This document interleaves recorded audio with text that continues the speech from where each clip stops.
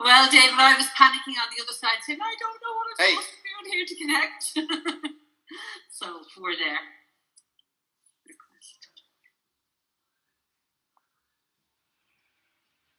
The connection's breaking up a little bit, spinning around there, so I'm not sure how it's doing. That's a bit better. Are we there?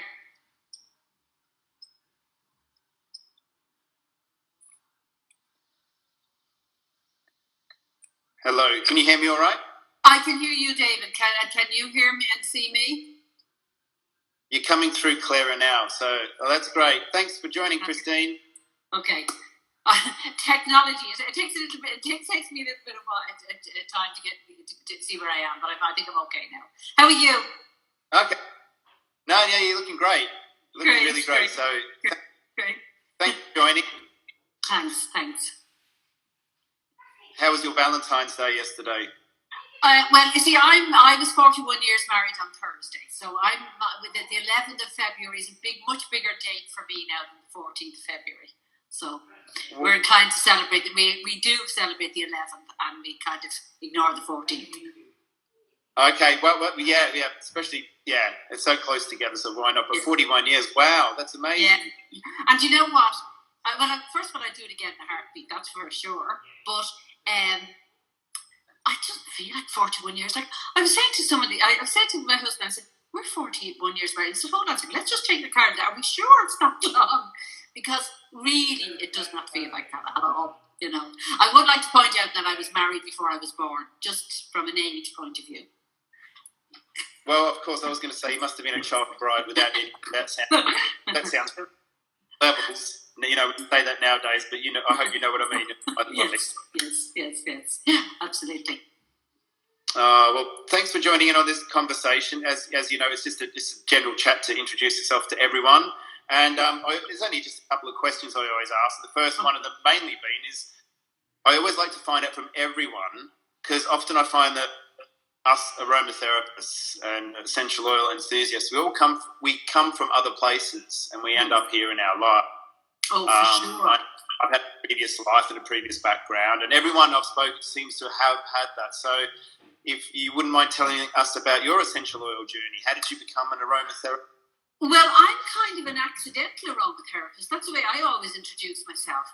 There was a couple of coincidences that got me into aromatherapy. So the first one was in 1993, I had a very serious car accident.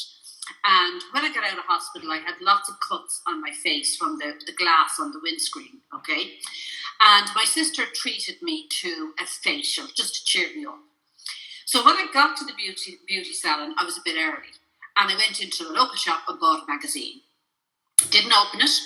Went in and had my facial. And the poor girl in the beauty salon, I'm sure, when she saw this person arrive in, I was bloated. I was in pain. I'm sure she thought, how fast can I get this woman out? Okay.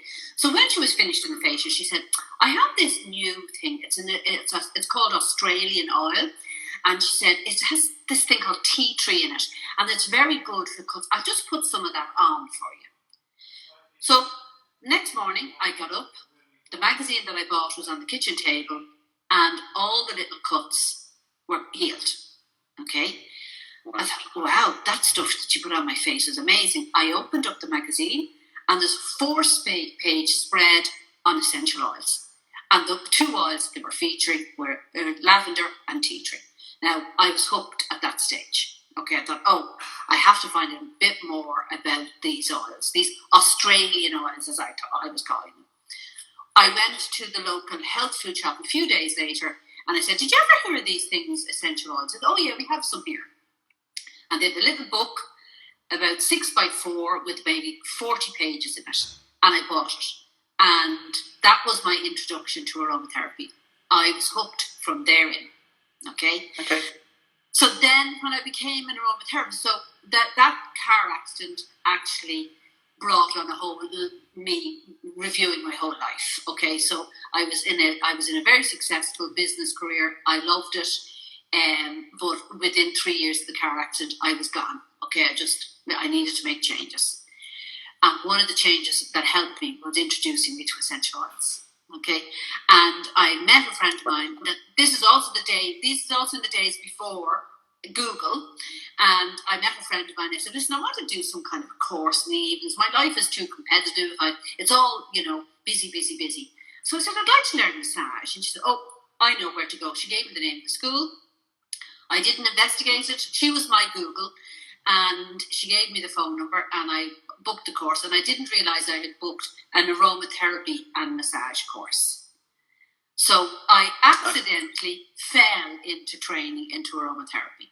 And within a few weeks of the course, it was the aromatherapy that really wowed me over the massage, although I love massage as well. So that's my journey into it, an accidental aromatherapist.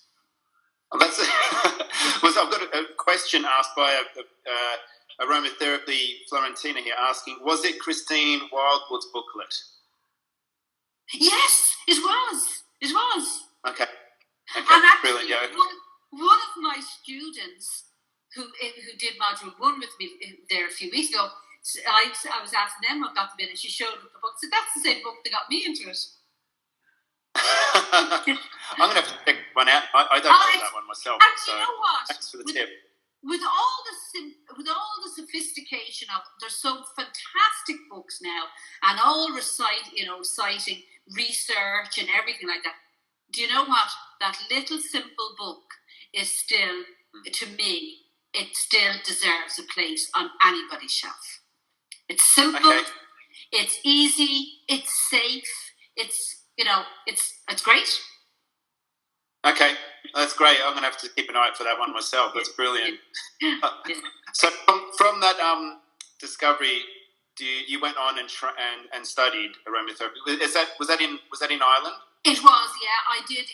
There was a wonderful teacher called Mary Kavanagh, and she taught the Shirley Price course in Ireland. She was the Shirley Price Satellite School in Ireland, and now I had no intention of changing career. But I went off to this course. Right, we were told to have a white shirt and black trousers for doing our massage. So of course I had my brand new white shirt, my nice new trousers in my bag with all my matching towels.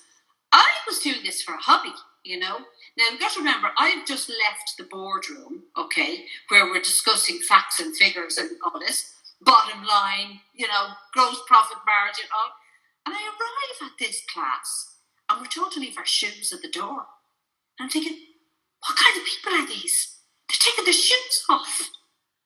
And not only that, some of them had odd socks, and they still took their shoes off. I can't wear odd socks. I can't even wear odd black socks. Okay, so I had I thought these people have dropped from outer space. I'd never met people who talked about their feelings and holding hands, and we were all in a circle introducing. I was thinking, what is a cult? But I tell you, within a few weeks, I loved them. I loved them. They were so opposite to what I had in my life.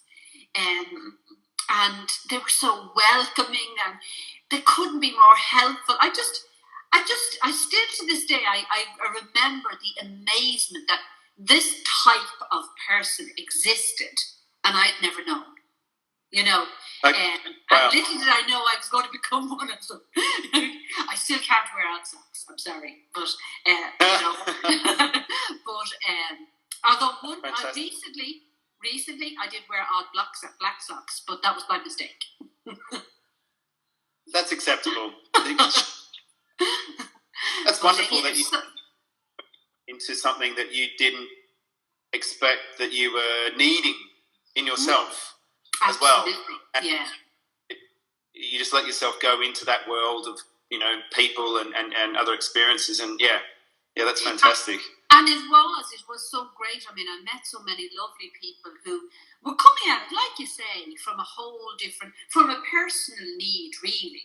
And then I think to be honest with you, when I walked away from my corporate job, I kind of said, that's it. I never want to be in business again. That's it. I just want. But you don't walk away from any skill that you gather with you, right? Because what am I doing now? I might be teaching aromatherapy and practicing aromatherapy.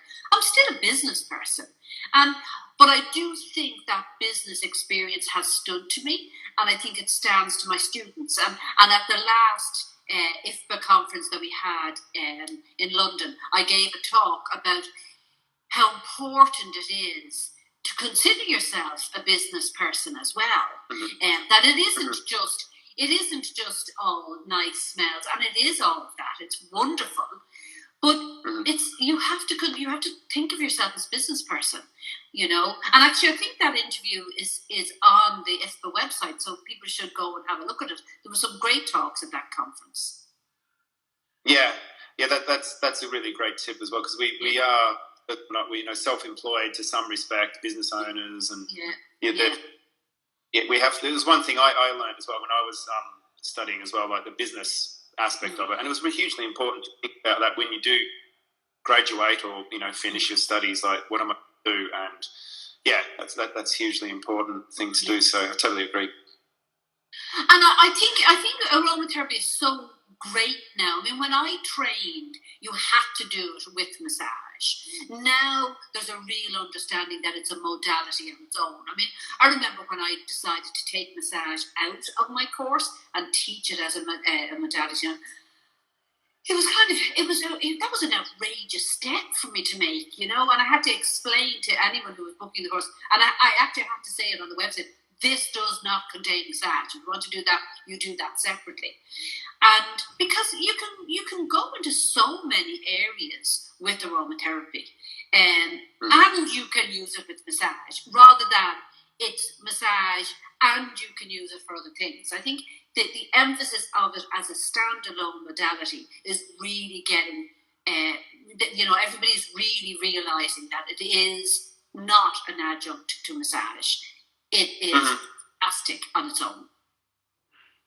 Well, yeah, I was going to ask actually on that kind of thread that do you practice other therapies as well? Did you go on to study other therapies, and with that, did you incorporate essential oils or aromatherapy in there? Now, for example, like reflexology, for example, I know some people use reflexology and essential oils in that practice as well. Yeah. So do you do that? Yeah, absolutely. Once I started on this journey, to be honest with you, David, I could not stop. I couldn't. Okay. I couldn't believe the amount of amazing information that was out there about the body, about how we can help ourselves be as healthy as we can be, and how we can help ourselves to be as fulfilled as we can be, right? So touch, once I started learning touch, I wanted to know it from every angle.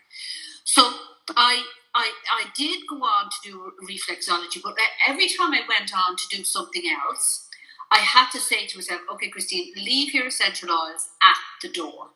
Don't bring that into the learning. Learn that modality on its own, because if I found myself, I'd be doing, my reflexology, saying, now if I just got that client to use lavender, and my head would be going into aromatherapy, and I'd realise, actually, stop, Christine.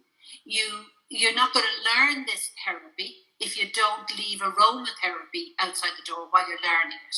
Okay, yeah. So I would dive into the therapy, and it was very difficult for me to leave my aromatherapy at the door, but then I would pull them back together. Okay, so yeah, I'm trained in a huge amount of therapies. The only one I think, the one that I would love to train in, that I just don't have the time, is acupuncture. I just, in this lifetime, I just don't see that happening. Now, my husband said he hates when I say that, because that's a real sign I want to do it, and if I want to do it, it'll happen. Well, yeah, that your husband knows you best in that sense. But even for you, just by me telling me that it's something you really want to do, yeah, who knows? Who knows? Yeah, who knows? But yes, and I think aromatherapy, the one area that fascinates me is the actual smell. Like the smell, how smell is so pervasive and so helpful. And I get a lot of contact from the general public and from students asking me, can you recommend an oil for such and such because a person, they're very depressed or they're not. And I always go, whatever oil you like the smell of. At the moment, if you're feeling like that, just get an oil that you like. That's the place to start, okay? And that's such a simple instruction to be able to give somebody. And I know it's the best instruction. Yes, I could go into all the chemical components, I could go into this research paper and that research, but actually, if you're depressed, get an oil that you want to just breathe in deeply, and that's going to help. Now, you're going to need lots of other things, but that is a great place to start. Yeah, and it's fantastic. Totally agree. But you have to bond. Kind of get attached to an oil.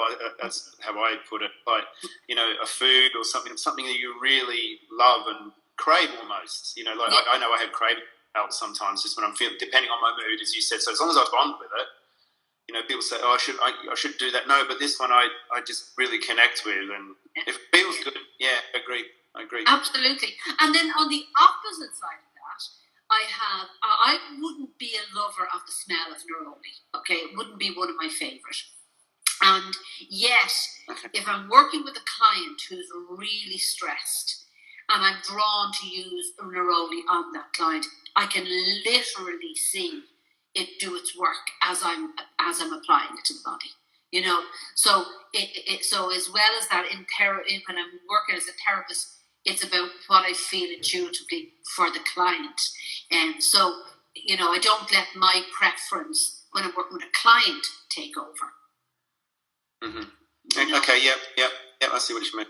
Yeah. That's, the only time I've ever done that is when I've worked with people that don't have a sense of smell. And that's a different dynamic together than in that sense. And David, I was in teaching in Taiwan last year, and I had a person asked me about her son. And when he goes into school, he absolutely hates smell. Like, so he runs from smell. Okay, so I said, let's do a little bit of work with him. So we got out 4 oils. I said, get out 4 oils and just let him pick which one does he like the best, even if he still dislikes it. Do you know what I mean? Okay. So he picked one that he was okay with. Okay. And then I gave her just a just a gentle de-stress technique to do with him to massage his feet. Okay, because he's on the spectrum, so he didn't really like touch. Okay. And after 4 days only, he sent me a message on my phone, and he said, "I just want to let you know that smell makes me happy." And she said, that was incredible, first of all, that he reached out to a total stranger, and the second of all, that he actually now has a smell that he's happy with. And so I said to him, anytime you feel that there's a smell that you don't like, take out your inhaler. And I said, now you have in your pocket a smell that you feel good about. And she said, it has made an incredible difference to his quality of his day. So that's the power of smell. Isn't it wonderful to work with that? Yeah, absolutely right. And as you said, just on that basis, the smell would take away the other applications of the oils. Just the smell on its own is the therapy. That's the basis from it, and everything, the benefit, in practice. I totally agree. It's great. So where did you, Christine, after that you studied your aromatherapy, kind of built in your other body therapies along your journey, did you work as a practicing therapist for a while? Because I know now you're teaching, you have a school, don't you? I do. That you run out. Is it Dublin that you run out of? Yes, I teach. My school is in Dublin, and then I have. Well, actually, now hold on. So I better be very geographically correct. It's in County Kildare, which is on the border of Dublin. Just in case any Irish people are listening to you and think I don't know my geography. So, but it is. I as I said, I had the car accident that began the journey in 1993, And I studied aromatherapy. I started in 96 and then qualified in 97. And then I did nothing with it, really. I did my teacher training and that. And then I started my business in 1999. And so I teach almost every weekend. And I teach, and I had up to about 3-4 years ago, I had a full busy clinical practice as well. Okay. And then I thought, I really have to, something has to go. And it broke my heart to actually have to let clients go. But I also, as part of my school, we run a clinic. So we have 2 massage rooms, and we have a massage clinic that's open 7 days a week. And graduates from Opus work there, right? So I moved from actually working one-on-one with clients to mentoring these therapists and really helping them build their practice in the clinic. So I still have 2 clients, and I just could not be without about at least 2. But no, that's as much of a practice as I have. Okay. Well, it's amazing that, after all your journey, it is really great to see you still dabbling and still keeping that practice going. Yourself, just something that you love and do, along with your teaching and practice. That side of things as well. Sounds like you've got definitely enough on your plate. So, that's fantastic. How are things now with lockdown? Since the we're in full lockdown. Yeah, we're in full lockdown at the moment. And but what we've done is, I literally feel like I have taken a massive liner and turned it 365 degrees with my teeth. Okay, so we've turned our school, which was 100% in person, has become 100% online, and we have, with the help of my brilliant staff and of my teachers, we had 70 students began their various diplomas in January. So very pleased, very, very pleased. And actually, a lot of the online stuff I will continue after lockdown. I'm actually enjoying it. Yeah, really, I'm enjoying some part of it is great. So yeah, I will definitely incorporate online when life. Okay. I see that in being a future kind of, it's going to be here now for a lot of different educational facilities. So I think it's going to be here to stay. So and as long as you enjoy that as well, and your students enjoy it and don't mind the transition over that. Well, actually, it was great. It was very interesting because I had a module 1 that started in October, so we were in classroom for that, okay, and then they did their module 2 in January, so we were online for that. And I said, well, now this will be the real test case because they've experienced in class and they're going online, and all of us, including myself, at the end of the weekend said that was amazing. That felt like we were in the classroom. There was and every one of them said, well, they weren't too sure how they would feel about it, and all of them were thrilled, as was I, because I felt I was able to make a connection with them. So yeah, I was pleased. Okay, well, that's positive. That's really good. That's especially for our profession that people are still coming along to learn and study and go on to practice what we do. Yeah. So that's fantastic.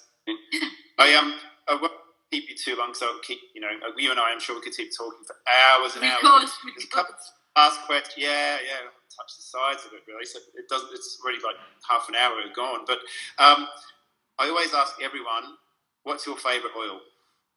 Oh, I thought you'd ask me that, and I really did try to narrow it down. Okay. At the moment, Rock Rose is my favourite. Okay. Cistus. It just brings me into myself, and it feels like when I breathe it in, it's like as though I just take in this amazing peace into my being. I love it. Yeah. Okay.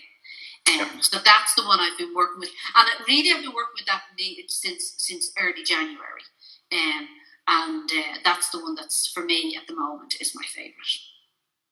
Okay, no, that's an excellent one. I love cistus as well. It's a beautiful flower as well. Yeah, and it can be really thick if you really really thick, can't it? If you depending on the variety you get. Yeah, I've got one that's really, and I actually quite love it. Blue, really, quite bluish colour. Very dark. Yeah, very very dark. Yeah. Have any oils that you don't like, or that you go, no, like neroli? You said okay. Yeah. But is there lemongrass? Like, yeah, lemongrass doesn't like me. Lemongrass actually doesn't like me. I just somebody only has to open the bottle, and I'm in the room, and I start to sneeze. Okay, so my body doesn't want that in. Now I can have it in a mix as long as there's a lot of bass notes in the mix and kind of keeps the lighter notes of the lemongrass kind of subdued. But no, it doesn't. Now I like it in if I walk into a room and I get the smell of it, go, that's nice, but then after a couple of seconds I'm sneezing. So it doesn't like me. Wow, that's interesting. I've never heard anyone say that before, so that's very interesting. Yeah. And that's why I always ask these questions, because we're all different. Yeah. And then neroli, as I said, is one I wouldn't be mad about the smell. I could kind of survive without. If my bottle of neroli runs out, I wouldn't be rushing out to replace it. Okay. How about with lemongrass? I find, depending on the variety of this one, but it's very similar as Mei Chung. Do you have the same? No, I don't have the same connection. Okay. Yeah, it's interesting, and because they're both, it's the aldehydes definitely in lemongrass that are causing me the problem. Because I don't really like the smell of Melissa either, but I can inhale it. But it's the same. It's definitely the aldehydes I'm having a problem with, but yet Mei Chung has a lot of aldehydes in it, and yet it's no problem. I like the smell of Mei Chung. Isn't that funny? How I know it's a plant, but also just the similarities. It's not the whole. There's something in that, and it's the chemical composition, obviously, that does trigger that for you. So, we've had a couple of. Choosing colour mentioned, a viewer said they don't like geranium. Right. And my mother didn't like the geranium plant either, because she thought it was a graveyard plant, is the way she put it. She said, no, that's a graveyard plant. So obviously that's her history. So that was an emotional connection to that. Yeah, exactly. Yeah. That's the connection there. Yeah, I never thought, but geranium growing up, it was a bit boring as a kid. Geranium in the back. Yeah, absolutely. And yet when I did, I downsized 3 years ago, and before I downsized, I had a big garden, and I loved my garden, and I had lots of geranium plants in it, because I loved them. But when I was a kid, they were kind of boring, and they were boring smell. The plant itself was boring, Yeah, they're not very, but as essential oil, it's one of my favourites actually that I kind of never run out of is geranium. Absolutely, it's so good for in a blend. Absolutely. Yeah, it's fantastic. Well, look, Christine, I'll let you go now for the rest of your day. Thanks, but I wanted to really so much for joining and having a chat. Great. This will be saved and it'll be on the platform. So those that haven't been able to today will be able to come back and watch it and listen any time. But is it okay if I leave your contact details as well? Oh, absolutely. Absolutely, yes. Yeah, absolutely. That's great. Okay, lovely to talk to you, David. Okay, Thanks so much. Thanks for everyone who joined in today. Yeah, see you again soon. Okay, take care. Bye-bye. Bye-bye. Bye-bye.